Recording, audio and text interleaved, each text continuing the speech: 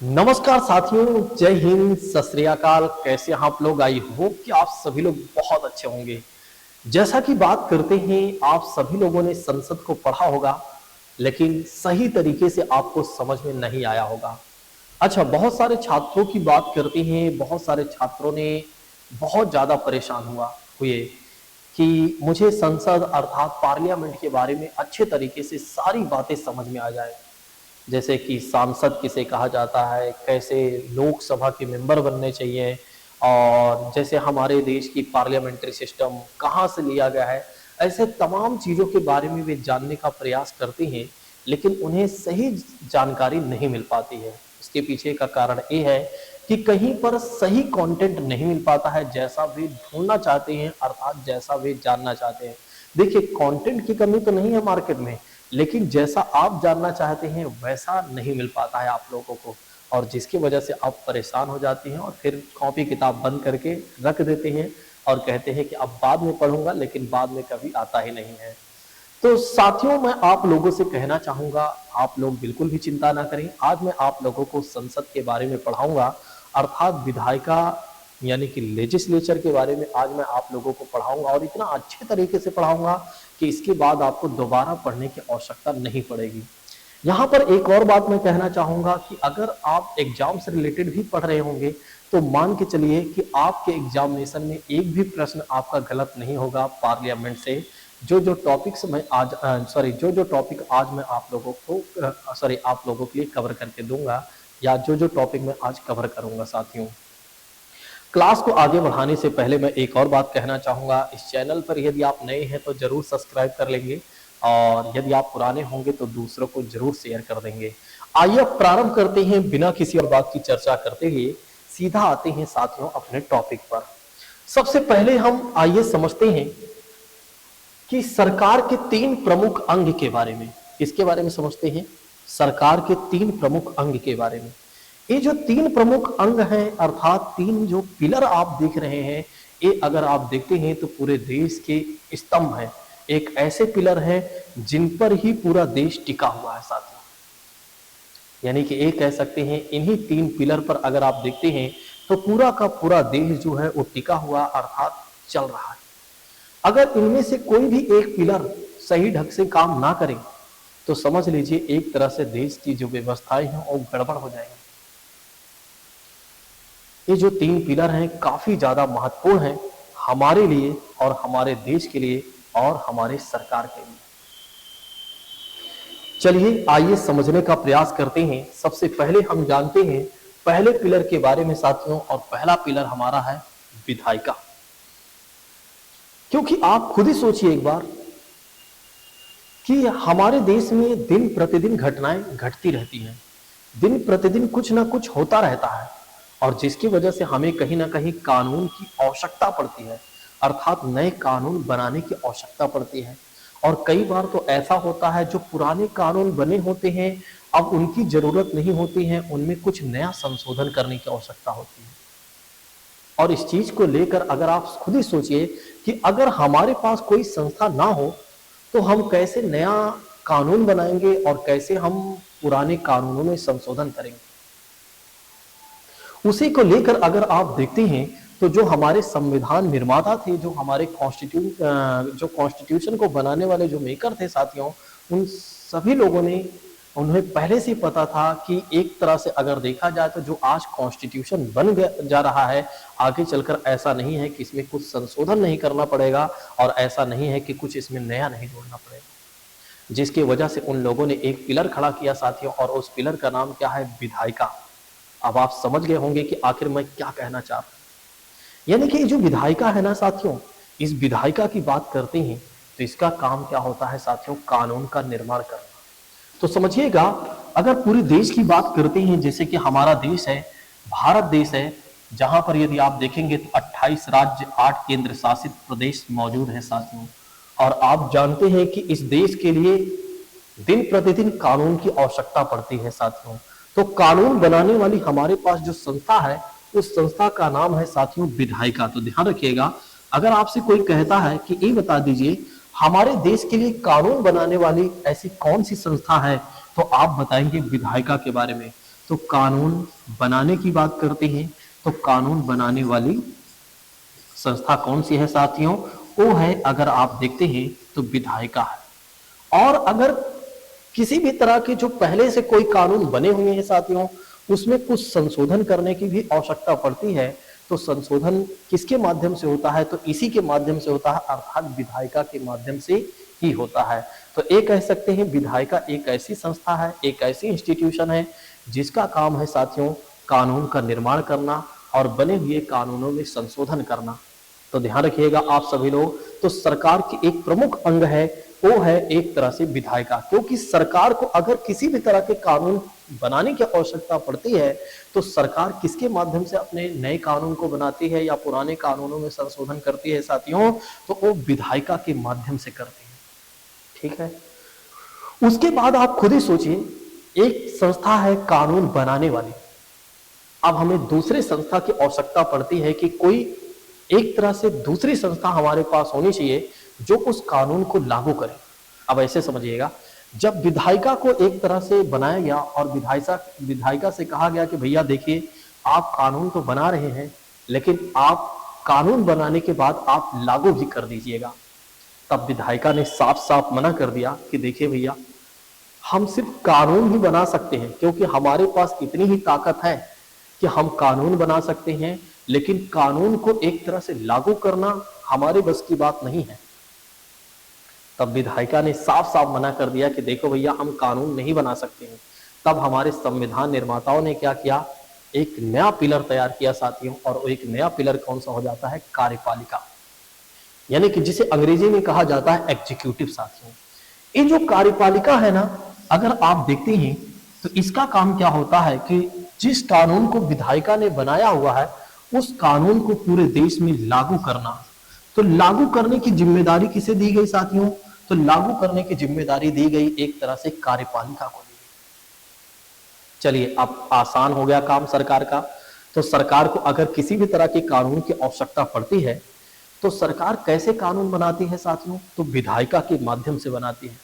अगर उस कानून को लागू करना होता है तो कैसे लागू होता है साथियों? कार्यपालिका के माध्यम से लागू करवाती है सरकार।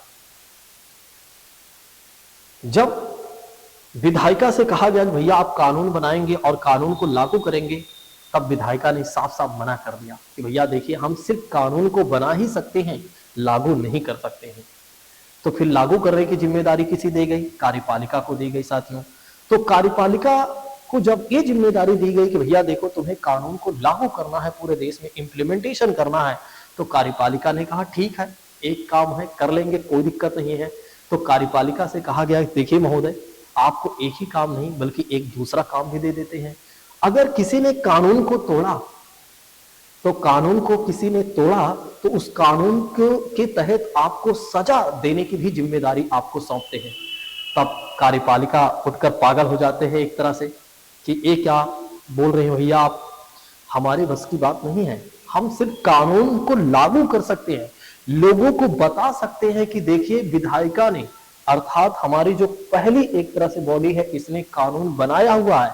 और कैसा कानून बनाया हुआ है? एक एग्जाम्पल मान लेते हैं कि अगर हमारे देश में कोई चोरी करता है तो उसे 10 साल की सजा होनी चाहिए साथियों। ऐसा कानून किसने बनाया? एक तरह से विधायिका ने बनाया।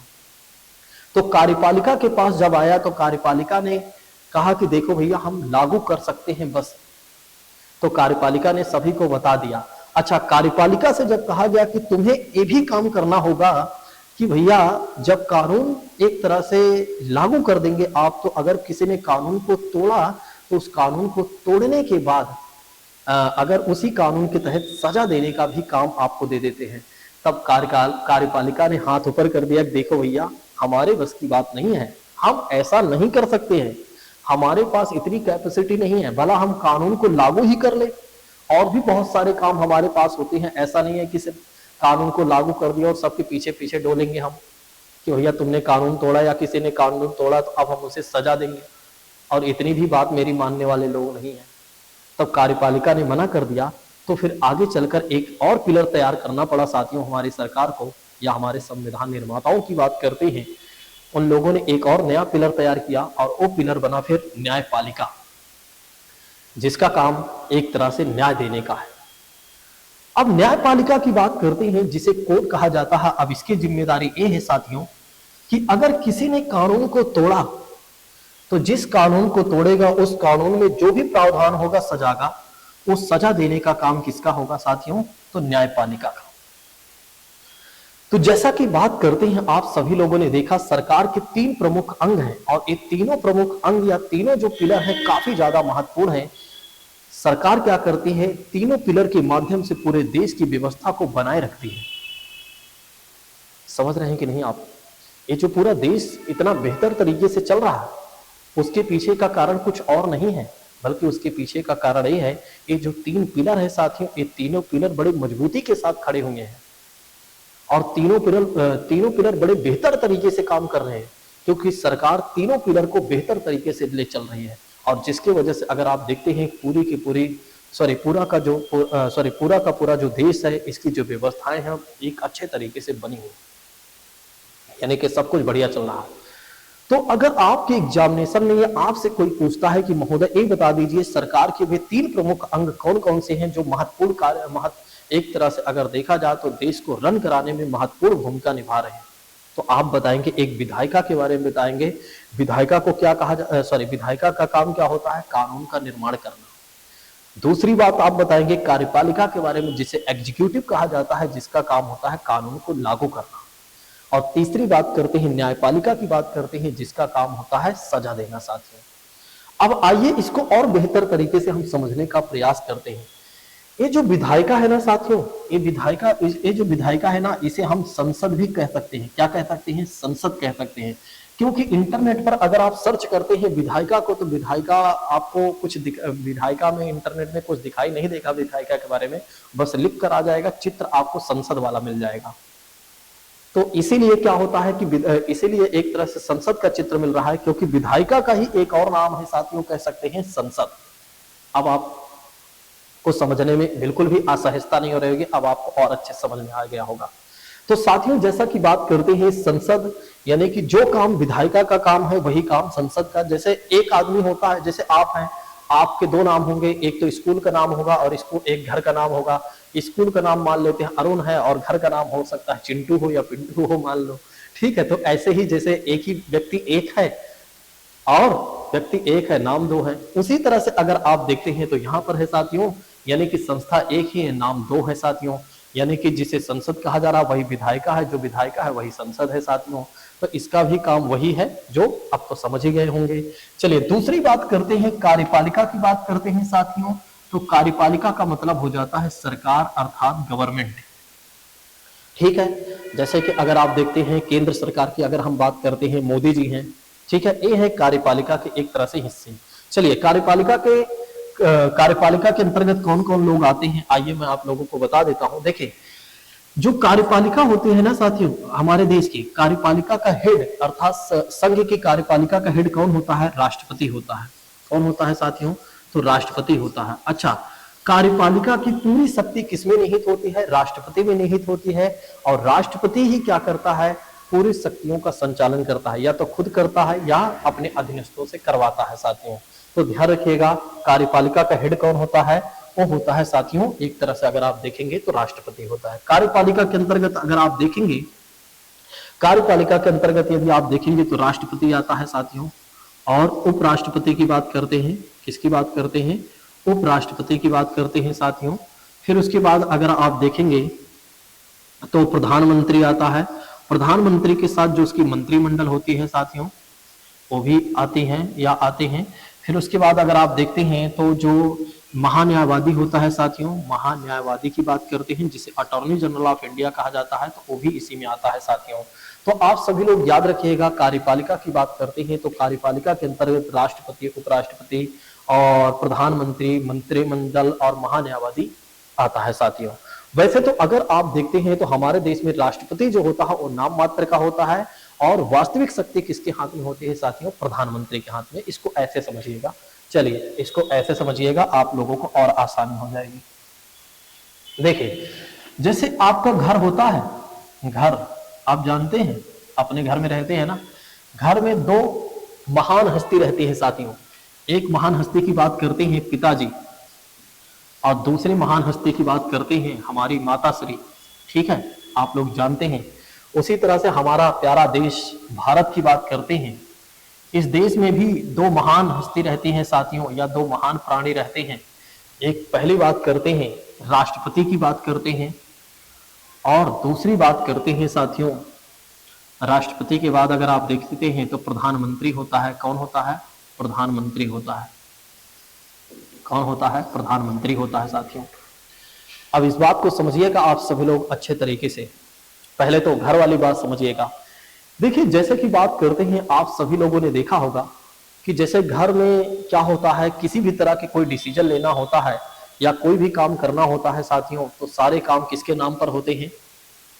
घर में किसी भी तरह के काम होता है तो किसके नाम पर होते हैं? पिताजी के नाम पर। लेकिन मान लेते हैं कि घर में शादी पड़ी हुई, शादी करना है किसी लड़की या लड़का का, तो अगर आपने देखा होगा कि पिताजी ने किसी को पसंद कर लिया है कि भाई हाँ, मैं अपनी लड़की के शादी इस लड़के से करवाना चाहता हूँ, और वहां पर माता जी जाती हैं और माता जी को देखती हैं तो माता जी को अच्छा नहीं लगता है, तो माता जी अगर मना कर देती है तो पिताजी में इतनी ताकत नहीं होती है भैया कि एक तरह से माता जी की बात को वो टाल दें। यानी कि अगर आप देखते हैं तो घर में भले ही एक तरह से मुखिया के तौर पर कौन है? पिताजी, लेकिन माता जी के पास अगर आप देखते हैं तो वास्तविक शक्ति आपको देखने को मिलती है। क्या कौन सी शक्ति मिलती है भैया? वास्तविक शक्ति आपको देखने को मिलती है। आप लोगों ने देखा होगा कि एक तरह से जैसे क्या होता है कि पिताजी घर से बाहर निकलते हैं सीना चौड़ा करके कि भैया सब कुछ हमारे ही इशारों पर हमारे ही इशारों पर चलता है, लेकिन जब घर में आते हैं, जैसे बाहर पिताजी ने किसी को इनविटेशन दे दिया और एक तरह से जब घर में आते हैं तो माता जी ने अगर मना कर दिया तो पिताजी फिर से बाहर जाते हैं और बोलते हैं भैया देखिए आज कुछ बात बन नहीं पा रही, आज नहीं कल देख लीजिएगा। या आपने देखा होगा कि घर लेने की बात आती है, अगर घर पिताजी को पसंद है और माताजी को नहीं पसंद है तो माताजी ने मना कर दिया तो पिताजी में इतनी ताकत नहीं होती है कि वे ये बोल दें कि नहीं भाई मुझे लेना ही है। तब आप समझ गए होंगे साथियों मैं कहना क्या चाह रहा हूँ। उसी तरह से हमारे देश का राष्ट्रपति की बात करते हैं तो हमारे पिताजी की तरह हमारे देश का राष्ट्रपति होता है महोदय, ठीक है। ये जो होता है बेचारा नाम मात्र का होता है, ठीक है। और वास्तविक शक्ति किसके हाथ में होती है साथियों? प्रधानमंत्री के हाथ में होती है। किसके हाथ में होती है? ये माता की तरह ज्यादा पावरफुल होता है हमारे देश में साथियों, ठीक है। तो ये सारी बातें और भी हम अच्छे तरीके से विस्तार में जानेंगे, लेकिन अभी हम जो समझ रहे हैं इसको हम अच्छे तरीके से समझ लेते हैं, जिससे क्या हो कि हम अपने टॉपिक से भटके ना। तो बस आपको इतना याद रखना है साथियों, जैसे कि बात करते हैं सरकार के 3 प्रमुख अंग हैं। एक तो पहली है विधायिका, जिसका काम होता है कानून का निर्माण करना। दूसरी है संस्था, वो है कार्यपालिका, जिसका काम होता है कानून को लागू करना, इतना याद रखिएगा। और तीसरी बात करते हैं साथियों न्यायपालिका, जिसे का काम होता है सजा देना, ठीक है। बाकी और भी बहुत सारी बातें हैं, लेकिन आज मैं आप लोगों को नहीं बताने वाला हूं। आज मैं आप लोगों को कुछ और बताने वाला हूं साथियों, इसकी वजह से मैं और कुछ बातें छोड़ रहा हूं, आगे चलकर बाद में बताऊंगा साथियों। चलिए अब हम आगे बढ़ते हैं। जैसे कि हमारे देश में क्या है कि पार्लियामेंट्री सिस्टम को अपनाया गया है, सॉरी हमारे देश में कह रहे हैं, जैसे हमारे देश में जो पार्लियामेंट्री सिस्टम को अपनाया गया है साथियों, तो अगर आप देखते हैं तो ब्रिटेन की जो पार्लियामेंट्री सिस्टम जैसी है वैसे ही हमारे देश में भी पार्लियामेंट्री सिस्टम को अपनाया गया है। अब ऐसे समझिएगा आप सभी लोग, जैसे कि बात करते हैं हमारे देश की संसद की बात करते हैं, तो हमारे देश की संसद का निर्माण कैसे होता है साथियों? लोकसभा, राज्यसभा और राष्ट्रपति की बात करते हैं, ये तीनों मिलकर क्या करते हैं? संसद का निर्माण करते हैं। इन तीनों में से अगर कोई एक ना हो तो समझ लीजिए एक तरह से संसद इनकम्प्लीट मानी जाएगी साथियों। तो आप सभी लोग याद रखिएगा, संसद तभी कंप्लीट मानी जाएगी जब लोकसभा, राज्यसभा और राष्ट्रपति मौजूद होंगे, ठीक है। तो लोकसभा, राज्यसभा, राष्ट्रपति मौजूद होंगे साथियों, तभी संसद कंप्लीट मानी जाती है। देखिए ये हमारे पास ऐसा पहले नहीं था, मतलब हमारा संविधान बाद में बना है, दूसरे देशों का संविधान पहले बना हुआ, हमने कहीं से कॉपी किया है। तो इसलिए मैं यहाँ पर बता रहा हूँ ताकि आप पहले उस बात को समझेंगे, इस बात को आपको पहले इसलिए समझा दिया ताकि जब इसको समझाऊंगा आप लोगों को तो समझने में असहजता नहीं होगी। चलिए, जैसे ब्रिटेन की जो संसद है ना उसे पार्लियामेंट कहा जाता है, ठीक है। अब यहाँ पर यदि आप देखेंगे तो एक मिनट, यहाँ पर हाउस ऑफ कॉमन्स है साथियों, जिसे निचला सदन कहा जाता है। यानी कि कह सकते हैं जो हमारी लोकसभा है ना साथियों, उसको यहाँ पर निचला सदन कहा जाता है। और इसकी वजह से अगर आप देखते हैं तो ब्रिटेन में लोकसभा को निचला सदन कहा जाता है, और हमारे भारत में भी लोकसभा को क्या कहा जाता है साथियों? निचला सदन कहा जाता है। क्या कहा जाता है? निचला सदन कहा जाता है। ठीक है, दूसरी बात करते हैं, अब हाउस ऑफ लॉर्ड की बात करते हैं साथियों। हाउस ऑफ लॉर्ड को क्या कहा जाता है? ऊपरी सदन कहा जाता है साथियों। और हमारे देश में भी अगर आप देखते हैं तो राज्यसभा को क्या कहा जाता है? अपर हाउस कहा जाता है, अर्थात ऊपरी सदन इसे कहा जाता है, या उच्च सदन कह सकते हैं। ठीक है, फिर उसके बाद अगर आप देखते हैं तो ब्रिटेन की संसद का निर्माण तभी होगा जब क्या होगा, इसमें एक तरह से हाउस ऑफ कॉमन्स होगी साथियों, हाउस ऑफ लॉर्ड होगा, और उसके बाद अगर आप देखते हैं तो ताज की बात की जाती है, जिसे राजा या रानी की बात करते हैं। ठीक है, क्योंकि वहां पर अगर आप देखते हैं तो वहां पर आज भी राजा और रानी का शासन है कहीं ना कहीं एक तरह से, तो राजा या रानी की बात करते हैं साथियों। तो ऐसे में अगर आप देखते हैं तो ये तीनों मिलकर क्या करते हैं कि ब्रिटेन की संसद को कंप्लीट करते हैं, यानी कि कह सकते हैं यहाँ का निचला सदन, ऊपरी सदन और ताज की बात करते हैं या राजा या रानी की बात करते हैं, ये मिलकर क्या करते हैं? ब्रिटेन की संसद को कंप्लीट करते हैं, अर्थात वहां के पार्लियामेंट को बनाते हैं साथियों। उसी तरह से अगर आप देखते हैं तो हमारे देश में भी है लोकसभा, राज्यसभा, राष्ट्रपति, ये मिलकर क्या करते हैं? हमारे देश की संसद को कंप्लीट करते हैं। अब हम अमेरिका की संसद को देख लेते हैं। देखिए, अमेरिका की संसद को क्या कहा जाता है? कांग्रेस कहा जाता है साथियों। ठीक है, और यहां पर अगर आप देखते हैं तो लोकसभा को क्या कहा गया? निचला सदन कहा गया, हाउस ऑफ रिप्रेजेंटेटिव कहा गया साथियों। उसके बाद अगर आप देखते हैं तो राज्यसभा को क्या कहा गया? सीनेट कहा गया है साथियों। ठीक है, हाउस ऑफ लॉर्ड कहा गया है। हमने अमेरिका की तरह या अमेरिका के पार्लियामेंट्री सिस्टम को क्यों नहीं लिया साथियों? यहां पर मैं आप लोगों को बताना चाहूंगा, यहां पर जो राष्ट्रपति होता है ना, वो इसका अभिन्न अंग नहीं माना जाता है। किसका अभिन्न अंग नहीं माना जाता है? अमेरिका की कांग्रेस का, यानी कि कह सकते हैं अमेरिका का जो राष्ट्रपति होता है अपने कांग्रेस से अलग होता है, जिसकी वजह से अगर आप देखते हैं तो हमने क्या किया, एक तरह से ब्रिटेन की पार्लियामेंट्री सिस्टम को अपनाया, कांग्रेस मतलब अमेरिका के पार्लियामेंट्री सिस्टम को नहीं अपनाया। यानी कि यहां मैं ये समझाना चाह रहा था साथियों, या समझाना चाह रहा हूं कि अगर आप लोगों से पूछा जाता है कि महोदय ये बता दीजिए कि हमने ब्रिटेन की पार्लियामेंट्री सिस्टम को क्यों अपनाया और अमेरिका के पार्लियामेंट्री सिस्टम को क्यों नहीं अपनाया, तो आप बताएंगे कि ब्रिटेन में जो पार्लियामेंट होती है साथियों, उसमें जो लोकसभा या निचला सदन, ऊपरी सदन और ताज मिलकर क्या करते हैं? वहां के पार्लियामेंट को कंप्लीट करते हैं। और अमेरिका में ऐसा नहीं है। अमेरिका जो होता, अमेरिका में क्या है कि लोकसभा और जो राज्यसभा है, जिसे मतलब एक तरह से हाउस ऑफ रिप्रेजेंटेटिव यानी निचला सदन और सीनेट कहा जाता है। ठीक है, इसके कांग्रेस इसमें जो दो होते हैं, दो के बाद जो तीसरा राष्ट्रपति होता है वो कांग्रेस का अभिन्न अंग नहीं माना जाता है। इसलिए हमने अमेरिका के पार्लियामेंट्री सिस्टम को नहीं अपनाया साथियों, बल्कि किसको अपनाया? मतलब किस देश की पार्लियामेंट्री सिस्टम को अपनाया है साथियों हमने? तो ब्रिटेन की पार्लियामेंट्री सिस्टम को हमने अपनाया साथियों। तो इस बात को ध्यान रखिएगा, भूलिएगा नहीं। तो जैसे कि बात करते हैं, मैंने आप सभी लोगों को बताया कि आप लोग ध्यान रखिएगा, मैंने आप लोगों को बताया कि हमने किस देश की पार्लियामेंट्री सिस्टम को अपनाया है।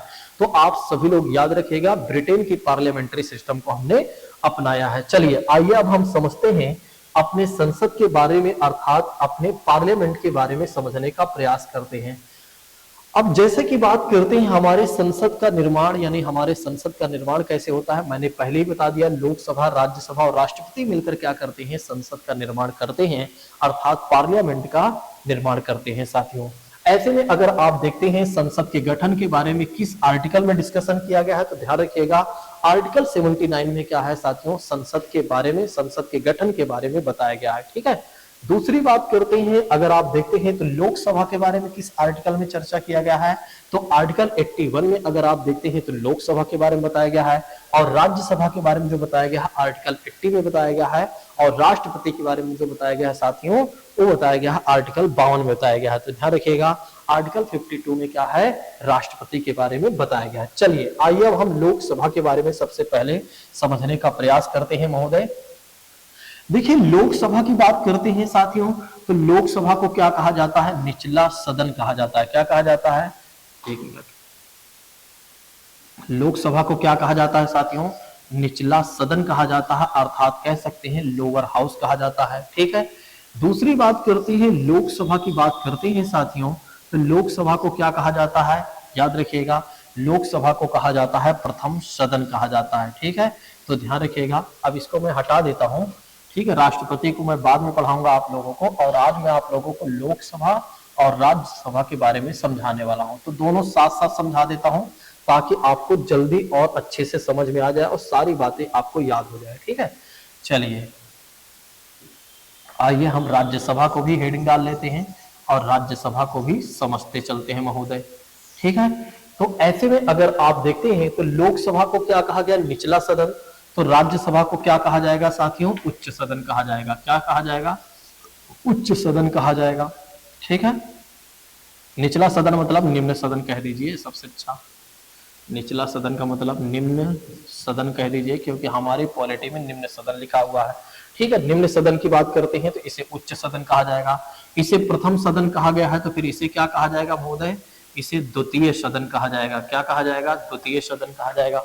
चलिए नेक्स्ट बात करते हैं। अगर कोई व्यक्ति लोकसभा का सदस्य बनना चाहता है तो उसके पास क्या योग्यताएं होनी चाहिए साथियों।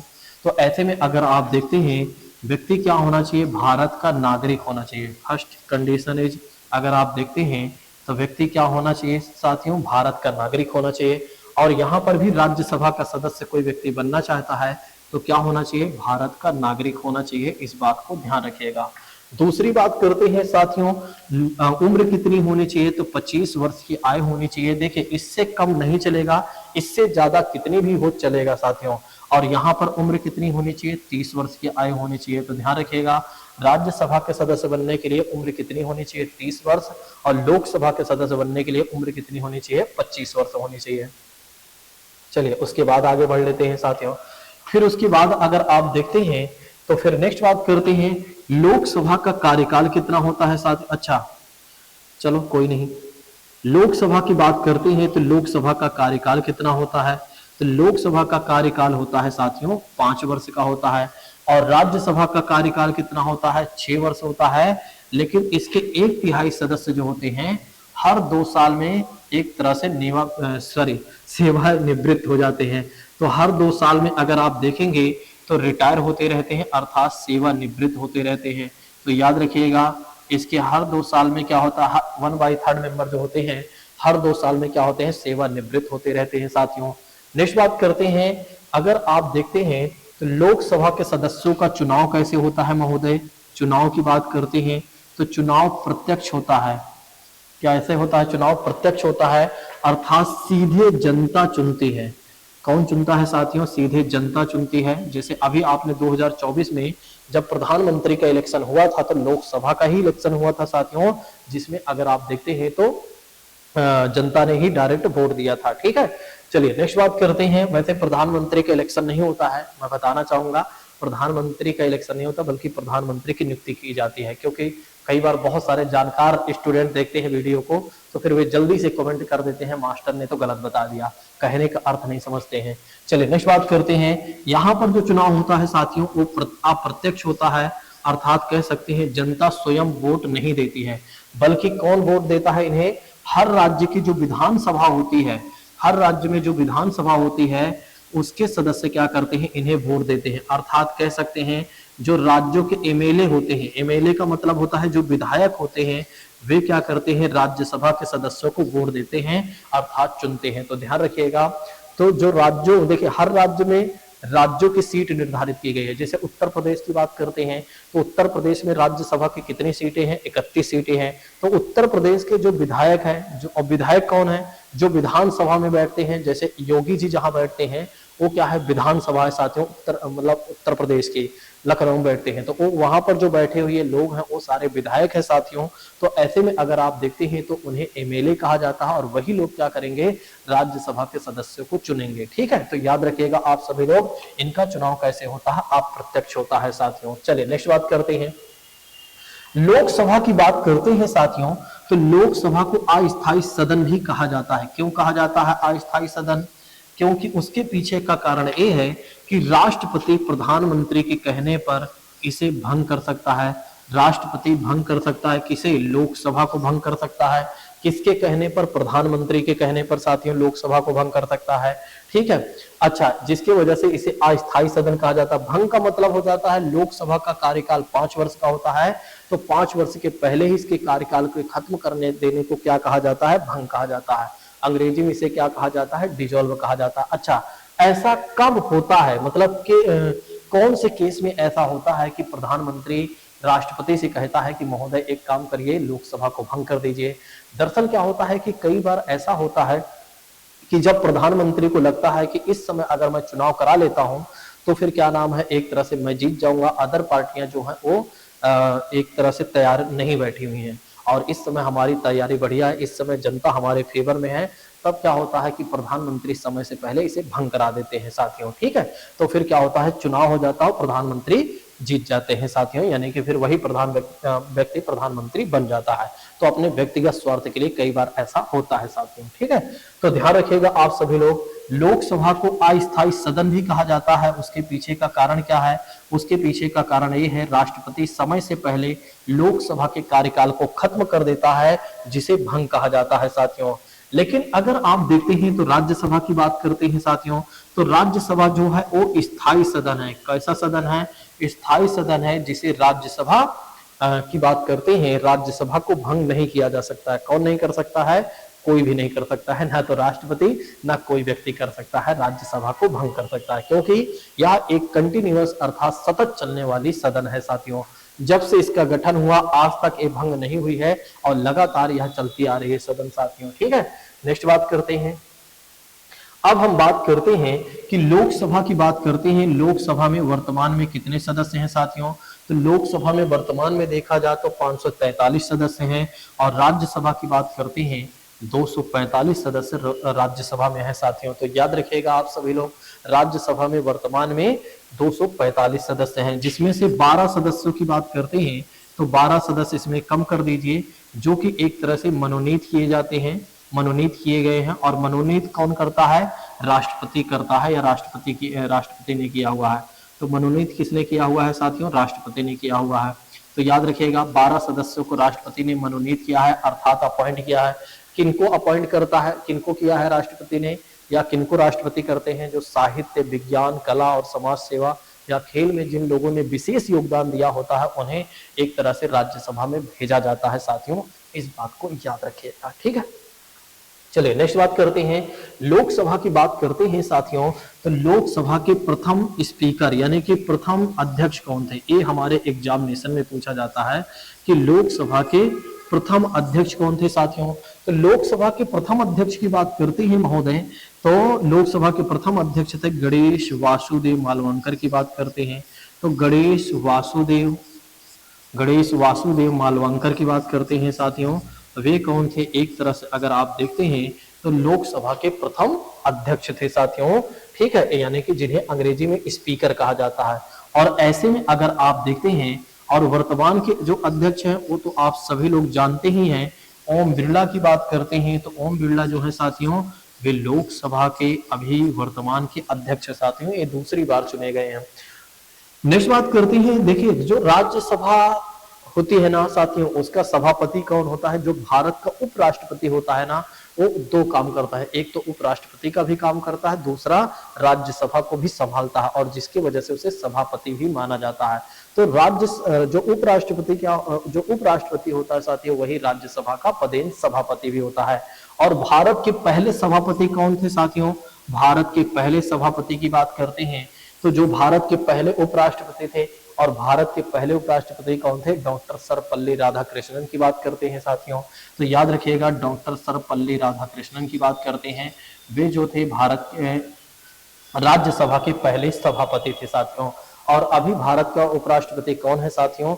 तो आप जानते हैं, जगदीप धनखड़ जी की बात करते हैं। ये भारत के अभी वर्तमान के उपराष्ट्रपति हैं, और वही राज्यसभा के सभापति भी हैं, क्योंकि राज्यसभा को भी वे संभालते हैं।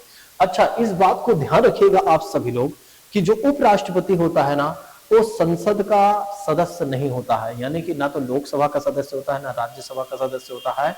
वो किसी भी सदन का सदस्य नहीं होता।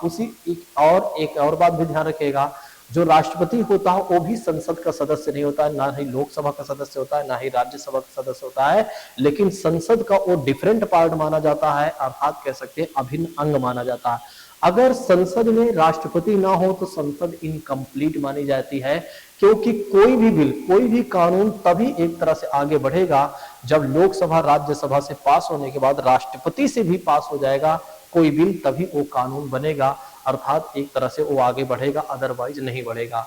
इसलिए आप सभी लोग याद रखिएगा, जो राष्ट्रपति होता है साथियों वो संसद का अभिन्न अंग माना जाता है।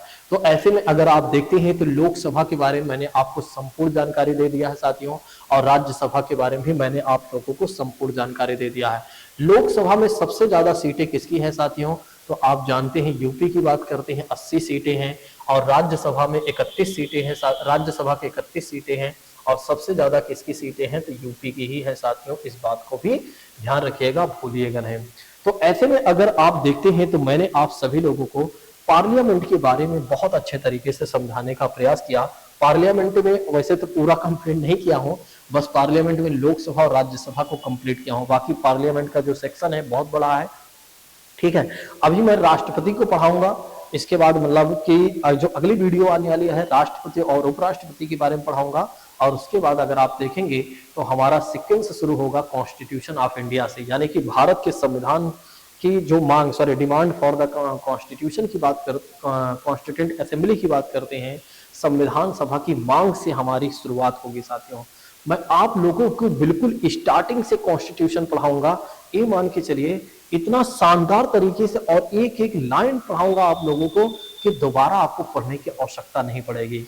बस थोड़ी सी आप लोगों की सपोर्ट की जरूरत है। अगर आप लोगों ने थोड़ा सा सपोर्ट कर दिया तो इस बात की मैं दावा करता हूं कि आप लोगों की पॉलिटी से क्वेश्चन नहीं गलत होंगे, और पॉलिटी के बारे में अगर आपसे कोई पूछता है या पॉलिटी से रिलेटेड तो निश्चित तौर पर आप बहुत आसानी से बता सकेंगे।